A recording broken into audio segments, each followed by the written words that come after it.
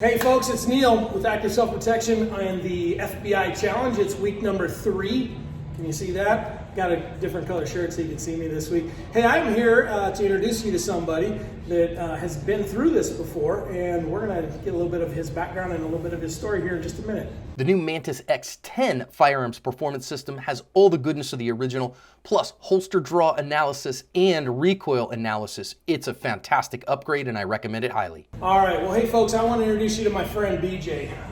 How you doing? BJ, where are you from? Tell everybody who you are. I'm from Las Vegas, Nevada. Currently living in Sioux City or Sergeant Bluff, Iowa. So, All right, and you moved to the Midwest because you're stupid? Well, yeah. Besides that, yeah. Okay. No, I got a basketball scholarship. Played college basketball up at Briar Cliff back in 2002.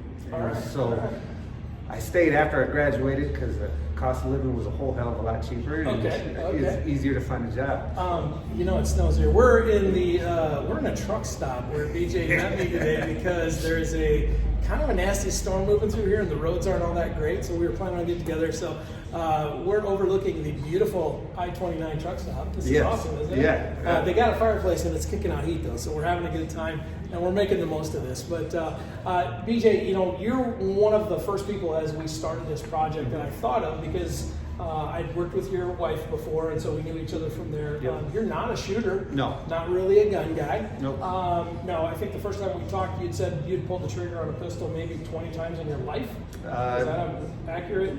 Close, yeah. Yeah. So not maximum 20. Yeah. So not much shooting ever. And so when we decided to do this this drill and this challenge, this guy's the first guy that came to mind, but the concern that I had was some safety concerns, just because it wasn't, this isn't your world, this isn't your natural, your habitat is not this, right? No. So we went to a local gun shop here and picked up a CO2 pistol. Yes.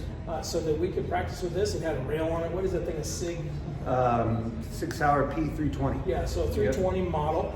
And it's got the rail on it. We put the Mantis on it and put you to work. Now, those of you that are following along at home know that you know, this is a 10 minutes a day, 5 days a week kind of thing. I wanted to get BJ's background in basketball just so you guys understand. He's a bit of an overachiever. Highly competitive. He was pulling the trigger a lot. Yes. A lot for those first few weeks, right? Yes. My thing was if I saw somebody do 50, my goal was to do 350. Right. So it's just my competitive nature. Sure. Yeah. Sure. Now, so I'm not saying that you all need to do this. I mean, I want you doing the 10 minutes a day, but I understand that you can do as much training as you want and go as far as you want with this kind of thing. And BJ is a very high achiever in this, and with his competitive nature, that was kind of expected, and it was really fun to see him go through this. Now, I'm going to share later on in this video some of his video. He took some video from his dry fire dojo that he set up in his house with some of the stuff that he did, and as the weeks progressed, it was interesting to see his talent and his skill come together, the dry fire getting better and better. I did not, now on purpose, I did not give a ton of direction. I didn't, we talked a little bit about grip, we talked a little bit about presentation and sight alignment, just the real basic stuff, that kind of thing. What we talked about was safety. Yeah, right. That was all we talked about was safety for the most part, and the others that you're going to meet throughout this. There's some. I'm on a road trip to do a few more of these if the snow lets me. The others, we talked about that a lot. Yeah. This is just safety. We had a private Facebook group where we all chatted and shared some videos.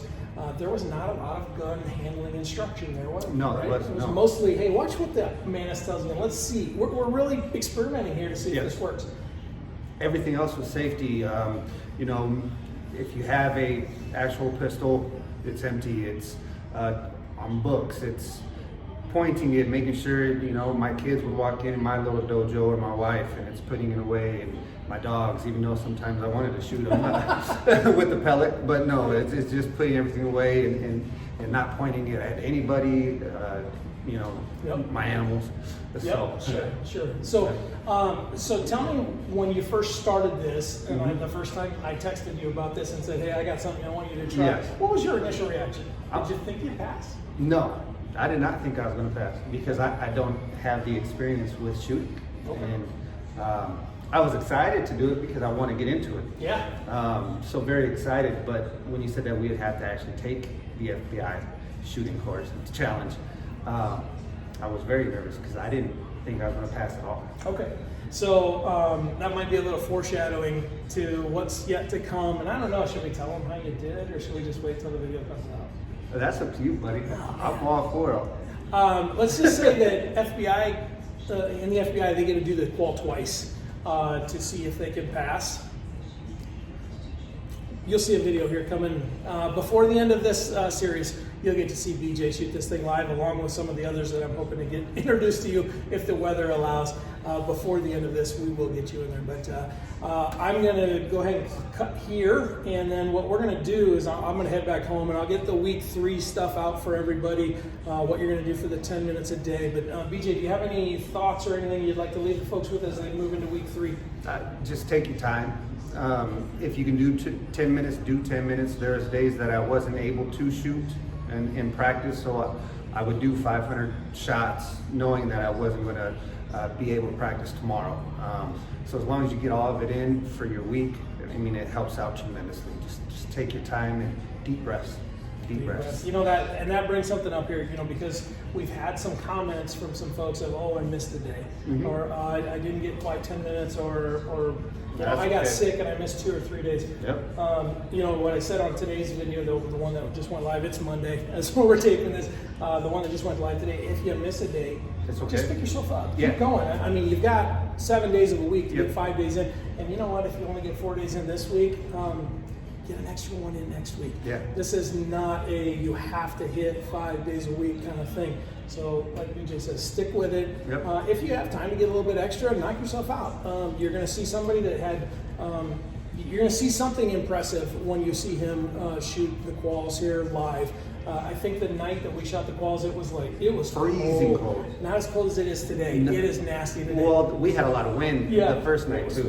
Windy, and it was blowing and howling, and it was the first time you didn't do any warm up. No warm up. Like literally, he went from this SIG airsoft gun to a VP9 you shot, right? Yep. VP9 and start shooting. Really, the first real draws, the first real mag changes, those kind of things.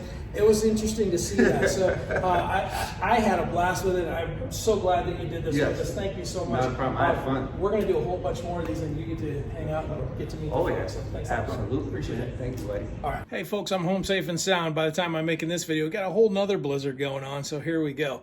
But hey, just wanted to share with you this week's lesson. This is week 3. Appreciate you coming along with us as we do this.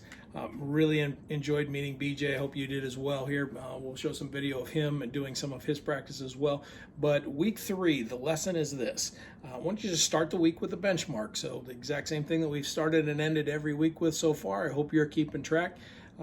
Focus on improvement, right? Now, if you're not seeing a ton of improvement, or if you're seeing some stagnant scores there, then if the scores are above 90, that's okay. If they're below 90, that's where we want to start working on and focus on the things like grip and pinky, stance, all of those kind of things. Make sure that you're getting a good sight alignment, but work on getting that benchmark to move up. It should be moving up just based on the amount of practice you're doing, okay? So start the week with the benchmark. To finish day 1 of week 3, then I want you to do about 7-8 minutes of open training. Continue working on a good even trigger press, because that's going to be the most important thing in passing this. And then what we're going to do is we're going to move into the compressed surprised break. So I'm going to show you here. Got my VP9, got my mag block, got my barrel block in, and I got my Mantis on. Okay, so I got Steph's phone here. Pretty purple, right?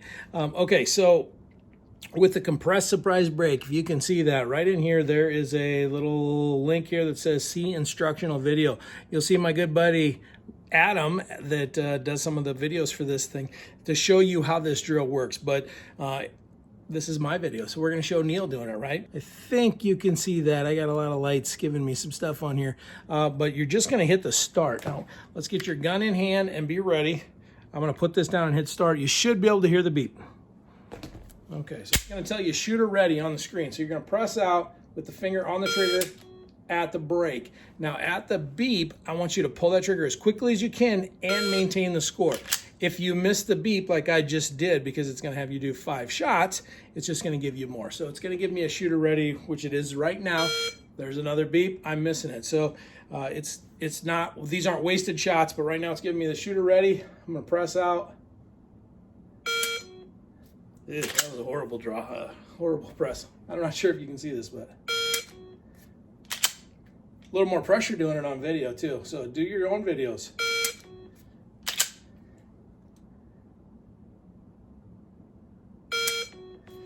Okay, so now that that's done, now what it's going to do is it's going to give me my score. So it's going to give me the average time from the beep to the trigger break. My average time there, I was talking and goofing around here, was 20.27, which is okay. And my average score was a 91.5. If you can see that, you can see some of those were better than others, but you know, I had a 84.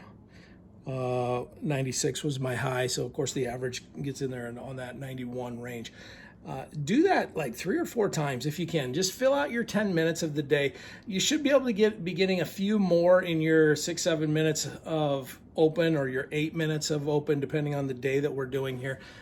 And so spend as much time with this as you can. Why this is important is introducing you to the beep. There's going to be a beep when we do the drill. When we hit the actual FBI challenge, there's going to be some beeps that you're going to deal with. So we're getting you ready for that. We're getting ready to really focus on getting a good trigger press as quickly as we can. So what we see a lot of cases here is, and you're gonna hear Neil's beep, right? What you're gonna hear a lot, or feel a lot of, and I think you can see that the gun is pretty close there. You're gonna hear a beep, and you're gonna do that. You're gonna feel that, and in a lot of cases you will. So really want you fighting through that. So if you can get 3 or 4 of the compressed surprise break, there's only 5 shots each time you do it. Gives you an average. Just work through it, get through it as you know, as you're learning it the first couple of days, fine. But then towards the end of the week, really get to where you get that feel in there. You're gonna see yourself improve on this dramatically and quickly. Is really how you should see it go. The first few are gonna be a little rough, and that's fine. First few for me were rough as well. So for days 2, 3, and 4, I just want you to get about 5 minutes of open training, and then 5 minutes in that compressed surprise break. Just working on getting a good trigger press and a good break at the beep. Do that those 3 days, and then at the end of the week, start with your compressed surprise break. Do that 3 or 4 times. Spend a few minutes in open training, and then do a Mantis benchmark to finish out the week, and see where you finished up for the week. If you're up for it and you're open to it, come join us on the ASP Dry Fire Challenge page on Facebook and share some video of yourself. I'm telling you, it's a whole different world when you do that. So again, I want to thank you guys for doing this. I want to thank BJ for joining us. I know he's a long ways away tonight as I'm doing this video, but BJ is a big part of this, and without him, I would have never got to this point. So I really appreciate the hard work that he put in. He's doing a whole nother drill with us right now, so you'll get introduced to that next time. But again, enjoy some of the videos as we continue on, and we'll see you next week.